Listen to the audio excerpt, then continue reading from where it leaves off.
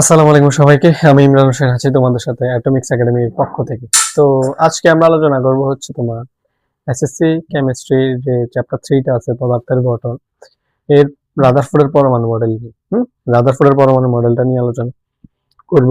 গত ক্লাসে আমরা এর বেসিকটা নিয়ে মানে প্রথম টুক নিয়ে আলোচনা করেছিলাম। আজকে রাদারফোর্ড এবং বোর, আজকে জাস্ট রাদারফোর্ড এবং পরবর্তীতে আমরা বোর মডেল নিয়ে আলোচনা করব। তো আজকে হচ্ছে রাদারফোর্ডের মডেলটা নিয়ে আলোচনা করব। তো আসলে এই মডেলটা কি এবং এই মডেলটা আসলে কে দিয়েছেন এবং এই মডেলটা আসলে তোমাদের জন্য কতটা গুরুত্বপূর্ণ তা নিয়ে আলোচনা করবো। এটা হচ্ছে তোমাদের জন্য অত্যন্ত গুরুত্বপূর্ণ, তোমরা জানো, কারণ তোমাদের এই থার্ড চ্যাপ্টারে দুটো মডেল নিয়ে আলোচনা করা আছে। একটা হচ্ছে রাদারফোর্ডের 1911 সালে দিয়েছিলেন এবং বোর তার ঠিক 2 বছর পর মানে 1913 সালে দিয়েছিলেন। তো চলো আমরা কথা বেশি না বলি, ডিরেক্ট চলে যাই। আচ্ছা, তো কথা বলার আগে আর একটা কথা বলি যে রাদারফোর্ডের মডেল কিন্তু অন্য নামও আছে। হ্যাঁ, রাদারফোর্ড মডেলের কিন্তু অন্য নামও আছে। অন্য নামগুলো কি কি আমরা কি জানি? আমরা জানি যে রাদারফোর্ড কি করছিল, যে পরমাণুটাকে কিসের তুলনা করছিল, যে সৌরজগতের সাথে তুলনা করছিল। তাহলে আমরা কি জানি যে সোলার সিস্টেম অ্যাটম মডেল। হ্যাঁ, কি লিখতে পারি? Solar system atom model.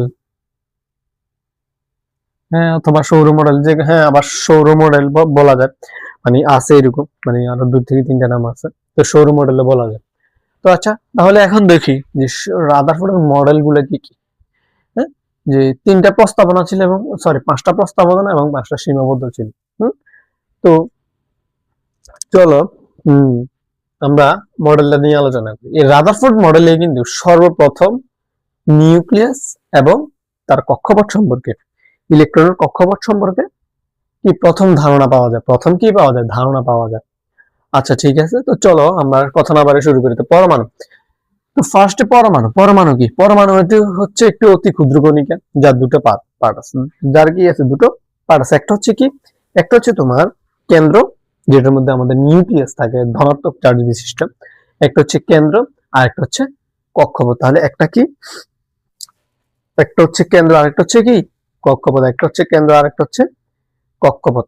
আচ্ছা, তাহলে পরমাণু শেষ। তাহলে কি পরমাণু শেষ? তোমরা যখন তোমাদেরকে বলবে যে ব্যাখ্যা করো, তখন তোমরা এইভাবে লিখবা। হ্যাঁ, পরমাণু নিউক্লিয়াস মানে পয়েন্ট আকারে লিখবা। তোমরা আগে এগুলা জাস্ট মনে রাখবে, এগুলা মনে রাখলে তোমাদের মানে ওই জিনিসটা মনে থাকবে। তারপর তোমরা এগুলা লিখবে যে পরমাণু হচ্ছে একটি ক্ষুদ্র কণিকা যার দুটো পার্ট আছে, একটা হচ্ছে কেন্দ্র আর একটা হচ্ছে কি, আরেকটা হচ্ছে কক্ষপথ। আরেকটা হচ্ছে কি আছে? আরেকটা হচ্ছে কক্ষপথ আছে। নিউক্লিয়াস কি? তাহলে নিউক্লিয়াস হচ্ছে পরমাণুর কেন্দ্রে একটি ধনাত্মক চার্জ বিশিষ্ট ভারী বস্তু আছে। কি? নিউক্লিয়াস হচ্ছে পরমাণুর কেন্দ্রে। নিউক্লিয়াস হচ্ছে পরমাণুর কেন্দ্রে ধনাত্মক চার্জ বিশিষ্ট একটি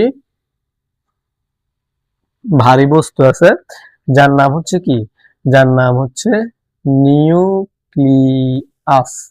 যার নাম হচ্ছে নিউক্লিয়াস। এখন ধরো পরমাণুর যে আয়তনটা আছে, পুরোটা আয়তনের তুলনায় নিউক্লিয়াসের আয়তন কিন্তু অতি নগণ্য ধরা হয়। কি ধরা হয়? অতি নগণ্য ধরা হয় নিউক্লিয়াসের আয়তন। পরমাণুর মোট আয়তনের তুলনায় নিউক্লিয়াসের আয়তনটা কি ধরা হয়? অতি নগণ্য ধরা হয়। মানে নগণ্য মানে নগণ্য। ধরো 100 যদি হয় পরমাণুর ভরটা, তো তোমার নিউক্লিয়াস ধরো 0.1 এরকম। আচ্ছা, যাই হোক, এরপর তবে নিউক্লিয়াস শেষে এরপর আমরা ফাঁকা স্থান কি? পরমাণু নিউক্লিয়াস হচ্ছে কি? নিউক্লিয়াস হচ্ছে একটি অত্যন্ত ক্ষুদ্র, এই কারণে এর ভিতর সব জায়গায় কি থাকে? ফাঁকা থাকে, বেশিরভাগ জায়গায় ফাঁকা থাকে। যেহেতু নিউক্লিয়াসটা অত্যন্ত ক্ষুদ্র, এই কারণে পরমাণুর বেশিরভাগ জায়গায় কি থাকে? ফাঁকা থাকে। বেশিরভাগ জায়গায় কি থাকে? ফাঁকা থাকে। তাহলে কি কি বললাম? পরমাণু বললাম, নিউক্লিয়াস বললাম, ফাঁকা বললাম। ফাঁকা স্থান নিয়ে বললাম 3টা পয়েন্ট। পরমাণু কি? অত্যন্ত ক্ষুদ্র কণিকা, এই দুটো অংশ আছে, একটা হচ্ছে কেন্দ্র আর একটা হচ্ছে কক্ষপথ। নিউক্লিয়াসটা কি বলবো? যে পরমাণুর কেন্দ্রে ধনাত্মক চার্জ বিশিষ্ট একটি ভারী বস্তু বিদ্যমান, যেটা হচ্ছে নিউক্লিয়াসের আয়তন পরমাণুর মোট আয়তনের তুলনায় অতি নগণ্য। ফাঁকা স্থান কি বলবো? নিউক্লিয়াস অত্যন্ত ক্ষুদ্র হওয়ায় পরমাণুর কি ভেতরের অধিকাংশ জায়গায় কি থাকে? ফাঁকা থাকে। আচ্ছা, সৌরমণ্ডলটা বলতে আমরা কি বুঝেছি? সৌর মডেলটা বুঝাইছি যে রাদারফোর্ড কি করছে, মডেলটাকে যে মানে পরমাণুটা কি করছে, যে একটা সৌরজগতের সাথে তুলনা করছে, যে আমাদের পৃথিবী সূর্য এগুলোর সাথে তুলনা করছে, যে বলছে যে সূর্যকে কেন্দ্র করে যেমন পৃথিবী ঘুরতেছে, ঠিক এমনই ভাবে নিউক্লিয়াসকে কেন্দ্র করে ইলেকট্রন ঘুরতেছে। সেটা কি করছে, সৌরমণ্ডলের সাথে মানে সৌরজগতের সাথে তুলনা করছে।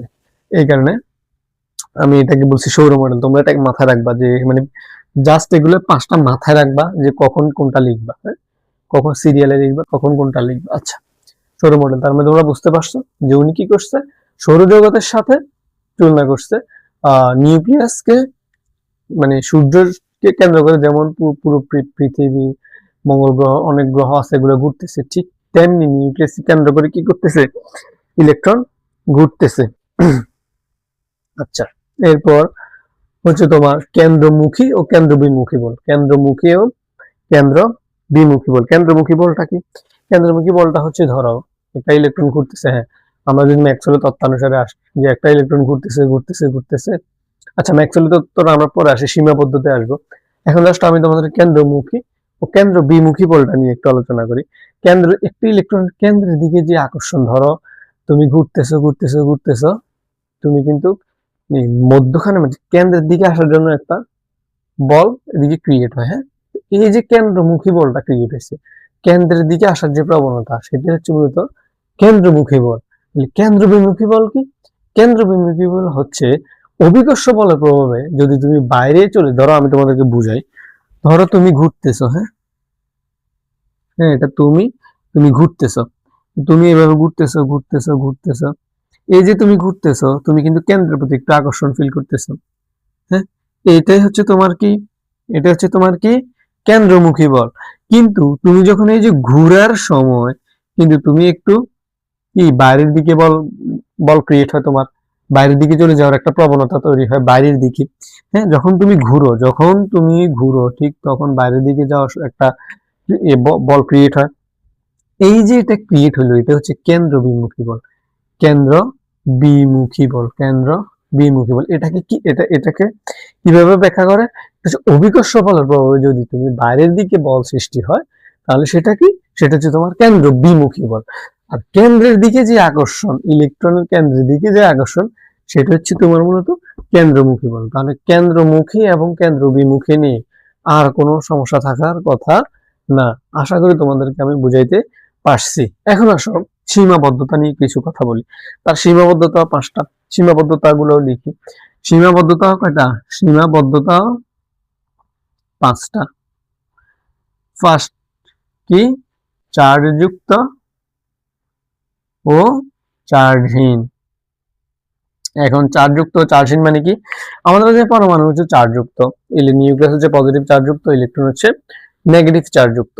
এই কারণে পজিটিভ অলওয়েজ নেগেটিভকে আকর্ষণ করবে, নেগেটিভ অলওয়েজ পজিটিভকে আকর্ষণ করবে, নেগেটিভ নেগেটিভকে আকর্ষণ করবে না, পজিটিভ পজিটিভকে আকর্ষণ করবে না, উল্টা বিকর্ষণ করবে। তার মানে দুটো ভিন্ন হইতে হবে, একটা ছেলে হতে হবে আর একটা মেয়ে হইতে হবে, যাতে আকর্ষণ করবে।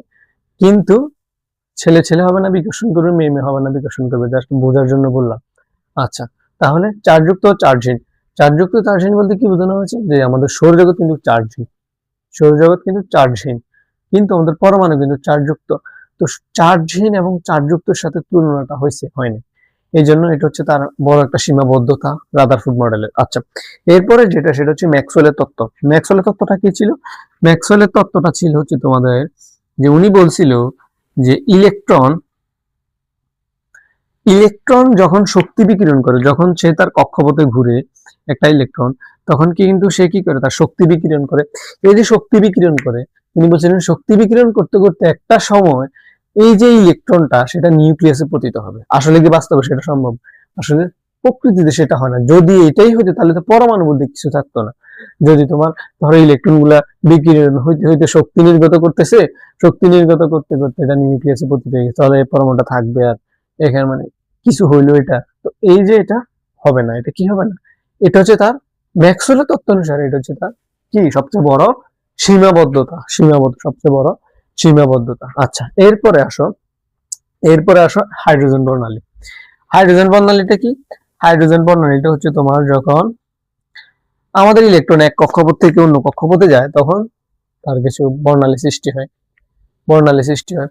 এটা হচ্ছে হাইড্রোজেন বর্ণালী। কিন্তু এই হাইড্রোজেন বর্ণালী সম্পর্কে তোমার কোনো ধারণা দেওয়া হয় না। এগুলো দিছিল কি বিজ্ঞানী বোর্ড দিছিল। বিজ্ঞানী বোর্ড তার এই সীমাবদ্ধতাগুলো মানে নিয়ে কাজ করে একটা তার বোর মডেল প্রদর্শন করে, সেখানে আমরা দেখবো এগুলো।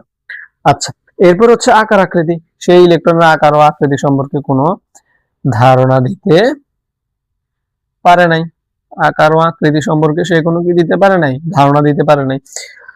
আচ্ছা, তাহলে দেখো এইখানে আকার আকৃতি, তার মানে হচ্ছে কি যে ইলেকট্রনের আকার ও আকৃতি সম্পর্কে সম্পূর্ণ ধারণা দিতে পারেননি তিনি। আচ্ছা, এরপর হচ্ছে বহু ইলেকট্রন।